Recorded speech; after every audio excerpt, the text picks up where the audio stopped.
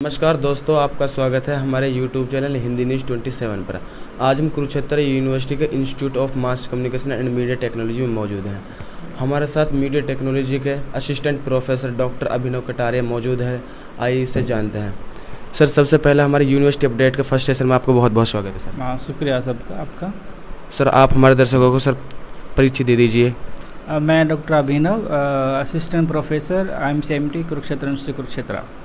Sir, आपके यहाँ mass communication में कितने साल हो गए सर? कितने साल कार्यकाल हो गए? मैं आया था अगस्त 8 में 2014 में। अभी मुझे 10 साल होने वाले हैं और मेरा स्पेशलाइजेशन पब्लिक रिलेशन और प्रिंट मीडिया है। और पूछिए जो भी। सर, आपके बोल रहे हैं 10 साल का अनुभव है सर। आपने मास्टर्स और बैचलर का बच्चा, उनके साथ का आपका सर अनुभव कैसा रहा और किस तरह के संस्थान पर काम कर रहे हैं? जब आपके बच्चे आपसे पढ़ कर जाते हैं और फिर आपसे मिलने आते हैं, आपसे किस तरह का अनुभव मिलता है आपको? इन 10 सालों में बहुत सारे बच्चे पास आउट हुए हैं, जिसमें वो एक डॉक्टरेट तक भी पहुंचे हैं और अलग अलग तरह से वो लगे हुए हैं एकेडमी भी।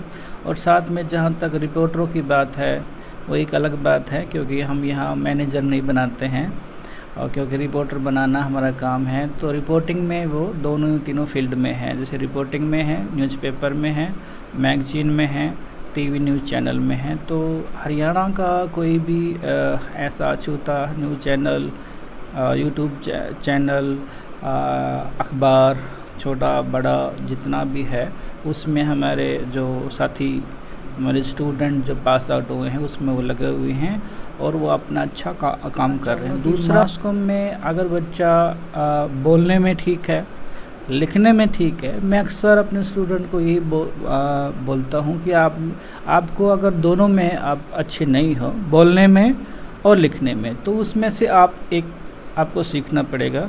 क्योंकि आपकी राइटिंग स्किल अच्छी होगी तो आपका बोलना भी, लहजा भी आपका ठीक होगा, तो एक स्तर पे वो कामयाब हो सकता है। अगर दोनों नहीं हैं तो, अगर दोनों ही हैं तो वेल डन बात है। सर, अभी आप बोल रहे थे, रिपोर्टर की बात कर रहे थे सर। बहुत से बच्चों की जो आज की मेंटलिटी देखी जाए तो वो बोलते हैं, ये स्क्रीन पे एंकरिंग और रिपोर्टिंग दो चीज़ दिखती हैं सर। जो मास मीडिया और जर्नलिज्म में देखा जाए तो इसका स्कोप कितना बड़ा है इसमें सर?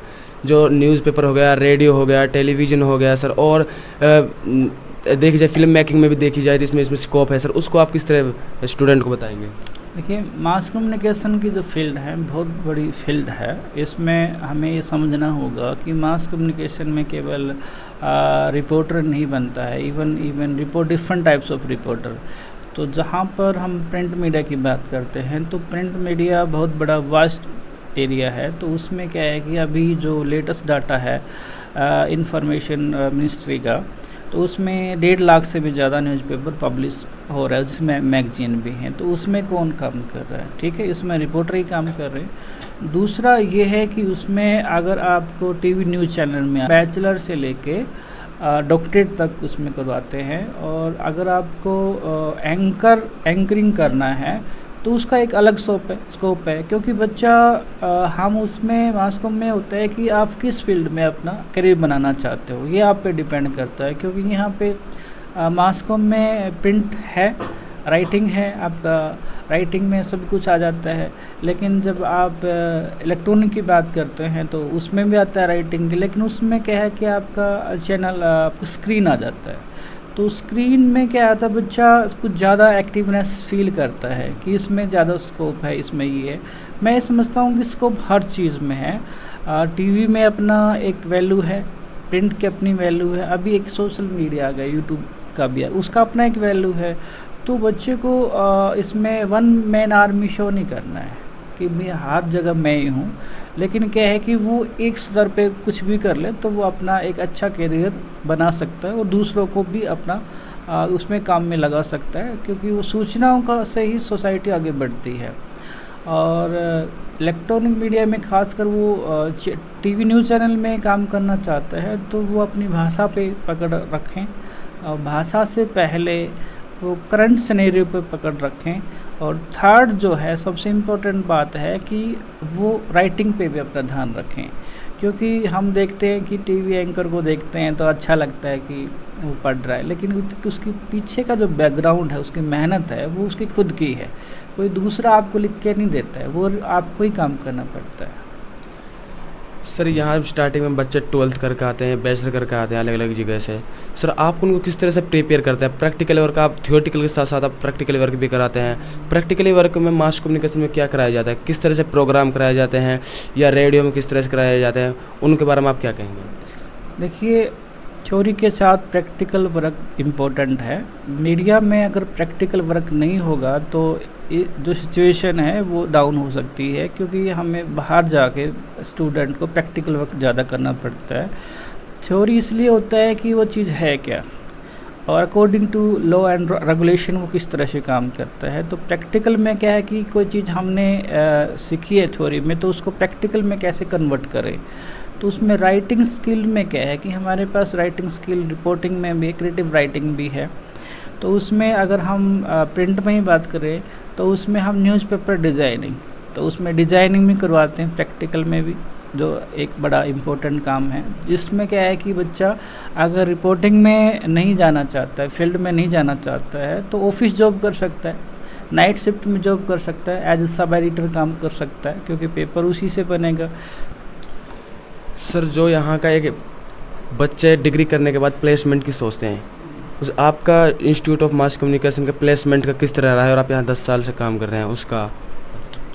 देखिए कि जब हम प्लेसमेंट की बात करते हैं तो institute of mass communication media technology में bachelor of mass communication, MA mass communication, MSc mass communication, साथ में BSc graphic animation, BSc multimedia, BSc printing packaging, और उन तीनों में ही मास्टर डिग्री है। तो जहाँ तक प्लेसमेंट की बात है, तो प्लेसमेंट जब बच्चा पास आउट होने लगता है 6th सेमेस्टर में या 4th सेमेस्टर में, तो कोई ना कोई मीडिया हाउस इनवाइट हम करते हैं और एक टेस्ट के बिहाफ पे उसको लेते हैं। दूसरा ये है कि हमने पिछले कुछ सालों से इस पे ज़्यादा काम किया है, क्योंकि पास आउट हो जो बच्चा हो रहा है, प्लेसमेंट जो लेना चाहता है, तो उसको दिक्कतें आ सकती हैं। तो क्योंकि बहुत बड़ी दिक्कत ना हो उसको, तो हम प्लेसमेंट उसको अपने बिहाफ पे भी करवाते हैं। तो अभी फ़िलहाल जो हमारे जो 6th सेम के बच्चे हैं या 4th सेम के बच्चे हैं, तो कोई भी बच्चा अगर जहाँ रेडियो में जाना चाहता है, टीवी एंकरिंग में जाना चाहता है, प्रिंट में जाना चाहता है, पब्लिक रिलेशन में जाना चाहता है, तो हम उसको लेटर बना के देते हैं, recommendation, letter of recommendation.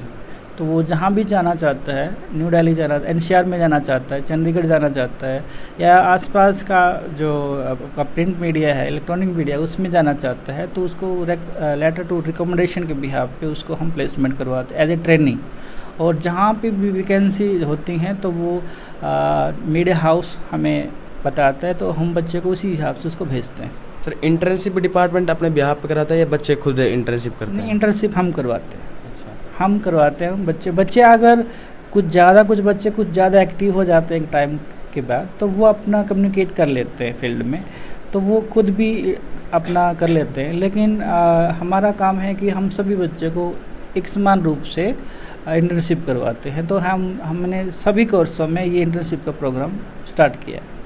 Sir आपको 10 साल का अनुभव है यहाँ पर कुरुक्षेत्र यूनिवर्सिटी में, आप मास मीडिया असिस्टेंट प्रोफेसर हैं। सर आपको किस तरह देखते हैं, किन बच्चों को इस मीडिया फील्ड में आना चाहिए? क्या उनमें वो गुण होने चाहिए जिसको देखते हुए आना चाहिए? अपन उसको किस तरह बताएंगे, अपने जो हमारे दर्शक हैं उनसे क्या कहेंगे? मास कम्युनिकेशन की जो फील्ड है, मीडिया की जो फील्ड है, उसमें 2 बातें इम्पोर्टेंट है। एक, आप करंट जो सिनेरियो है उसको किस तरह से देखते हो सोसाइटी में, क्योंकि हम न्यूज़ क्रिएटर हैं, इंफॉर्मेशन क्रिएटर हैं। तो इंफॉर्मेशन जब क्रिएट करते हैं तो हमें पहले खुद पढ़ना पड़ेगा, अपडेट हमारे पास होनी चाहिए, कुछ क्यूरियोसिटी उसके अंदर होनी चाहिए कि क्या घटना घटी है, ताकि हम किसी को बता सकें। तो उसके लिए 2 चीज़ें इम्पोर्टेंट रखती हैं। उसकी एक राइटिंग स्किल, कि वो कुछ लिख रहा है कि नहीं लिख रहा है, ठीक है ना, क्योंकि इसमें सबसे बड़ा इम्पोर्टेंट है कि आप अगर लिखने में आप एक्सपर्ट हो, आपकी राइटिंग अच्छी है, तो वो एक अच्छा स्टूडेंट हमारे लिए है और अच्छा रिपोर्टर सोसाइटी के लिए है। दूसरा, अगर वो बोलने में भी काफ़ी तेज़ है, क्योंकि बोलने में जो एनर्जी होती है वो इम्पोर्टेंट होती है, कि बोलना तभी पॉसिबिलिटी है जब उसकी राइटिंग अच्छी हो, और दोनों चीज़ें उसके पास हैं तो वो आदमी इसमें बेझिझक आ सकता है, स्टूडेंट, और अपना अच्छा करियर बना सकता है।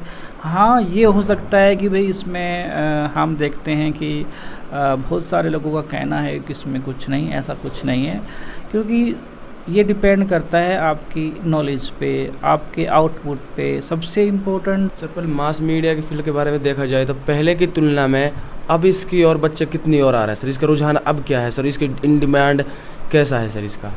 अभी हमारे पास मास मीडिया में जैसे बैचलर में है, तो अभी लास्ट डेट अभी चली हुई है, तो बहुत सारे फॉर्म अभी आए हुए हैं मास्टर बैचलर में भी और मास्टर डिग्री में। हमारे पास 50 सीटें बैचलर में हैं और 30 सीटें एमए में हैं, तो बहुत सारी सीटें फिलअप हो जाती हैं, ऐसा कुछ नहीं है।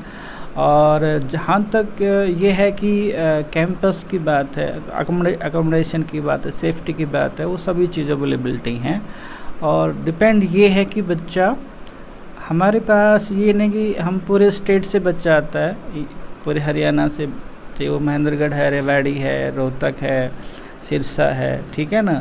उसके साथ हमारे साथ बिहार के भी बच्चे आते हैं बैचलर में, बिहार स्टेट के, यूपी के भी आते हैं, दिल्ली के भी आते हैं, पंजाब के भी आते हैं, कुछ मध्य प्रदेश से भी आते हैं, तो बहुत सारे बच्चे हमारे आउट स्टेट भी हैं। तो ये मैटर करता है कि वो क्यों आते हैं। सबसे बात ये है कि एक तो कैंपस के नेम और फेम से आते हैं, दूसरा नेम और फेम कैंपस के साथ इंस्टीट्यूट क्या काम करता है उसका भी बड़ा एक रोल है, फैकल्टी का क्या आउटपुट क्या है ये भी इम्पोर्टेंट रोल है।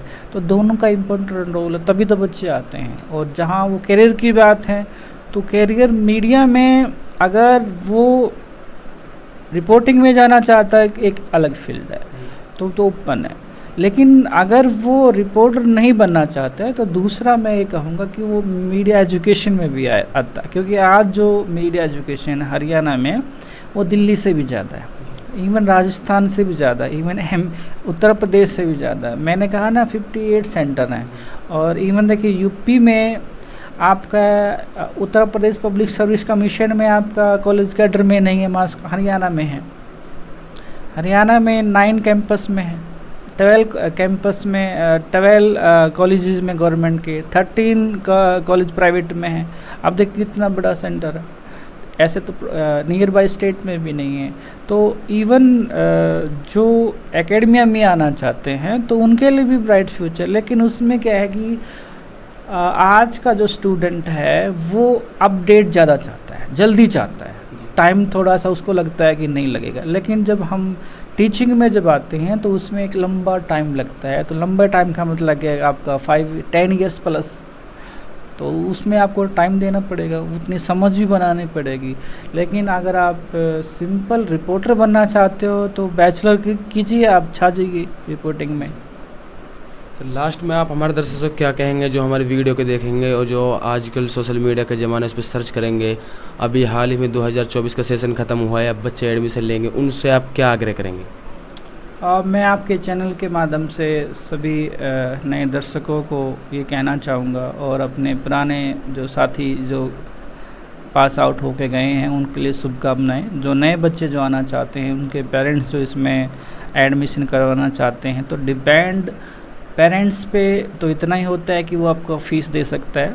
लेकिन वो जो बच्चा इसमें आना चाहता है तो वो 2 चीज़ें जैसे मैंने पहले कही कि वो राइटिंग पे थोड़ा ध्यान दें, और दूसरा वो करंट सिनेरियो पे भी ध्यान दें, क्योंकि पेपर पढ़े थोड़ा पेपर थोड़ा सा नहीं पढ़ते हैं तो स्मार्टफोन उसके पास है तो अपडेट देखें कि क्या है, क्योंकि हम केवल न्यूज़ पढ़ने वाले नहीं हैं, हम न्यूज़ क्रिएट करने वाले हैं। क्योंकि आज जो आप टेक्स्ट पढ़ रहे हो तो कल वो टेक्स्ट आपको लिखना भी है।